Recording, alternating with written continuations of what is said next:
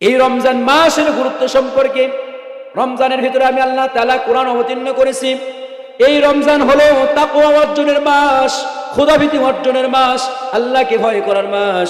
আল্লাহ রাব্বুল আলামিন সূরা বাকারার 183 নম্বর আয়াতের মধ্যে জানায়া দিলেন, ইয়া আইয়ুহাল্লাযীনা আমানু কুতিবা আলাইকুমুস সিয়াম কামা কুতিবা আলাল্লাযীনা মিন ক্বাবলিকুম লাআল্লাকুম তাত্তাকুন।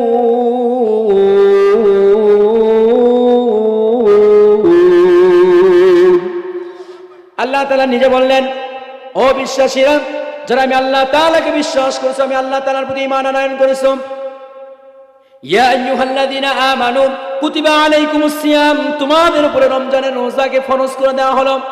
শুধু তোমাদের উপরে নয়, তোমাদের পূর্ববর্তী যারা ছিল তাদের জন্য রমজানের রোজাকে আমি আল্লাহ তাআলা ফরজ করে দিয়েছিলাম। কারণ কি? লাআল্লাকুম তাত্তাকুন, যাতে তোমরা মুত্তাকি হতে পারো, খোদাভীতি অর্জন করতে পারো। জোরে বলেন না সুবহানাল্লাহ। এই আয়াত থেকে স্পষ্ট হয়ে যায় রমজান আসে আমাদেরকে পরিবর্তন করার জন্য, আমাদের দিলের পরিবর্তন করার জন্য, আল্লাহর ভয় আমাদের অন্তরের মধ্যে বসানোর জন্য। কতক্ষণ ঠিক কিনা? আল্লাহ রাব্বুল আলামিন কুরআনুল কারীমের ভিতরে এই কথাগুলো জানায়া দিয়েছেন। আর নবীজি সাল্লাল্লাহু আলাইহি সাল্লাম হাদিসের মধ্যে ফরমান, এই রমজান হলো গুনাহ মাপের মাস। সুবহানাল্লাহ পড়েন। নবীজি সাল্লাল্লাহু আলাইহি সাল্লাম একদিন খুতবা দিচ্ছেন মসজিদে নববীতে, সাহাবীদেরকে নিয়ে বসে আছেন। হঠাৎ করে তিনবার তিনি বললেন আমিন আমিন আমিন। সাহাবীরা নামাজ শেষ করে ডাক দিয়ে বললেন, ইয়া রাসূলুল্লাহ সাল্লাল্লাহু আলাইহি সাল্লাম, আপনি যে আমিন বললেন কারণ কি বুঝতে পারলাম না। নবীজি ডাক দিয়ে বললেন, সাহাবীরা, আমি যখন আমিন বলেছিলাম আমার কাছ থেকে আসমান থেকে জিবরাইল আলাইহিস সালাতু ওয়াস সালাম অবতীর্ণ হয়ে গিয়েছিলেন। তিনি আমার কাছে তিনটা কথা বলেছিলেন, আমি তার কথার সমর্থনে আমিন বলেছিলাম।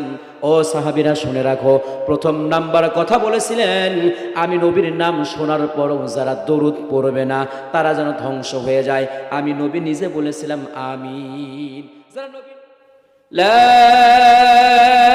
ইলাহা ইল্লাল্লাহু মুহাম্মাদুর রাসূলুল্লাহ।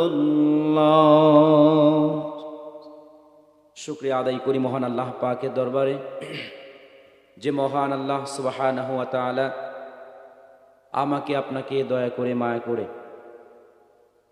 এই গভীর রজনীতে রমজানুল মুবারকের আগে জান্নাতের বাগানে আসার বসার তৌফিক দিয়েছেন। সে রবের প্রতি